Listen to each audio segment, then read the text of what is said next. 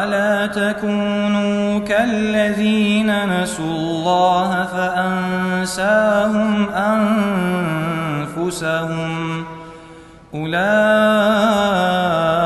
هم الفاسقون.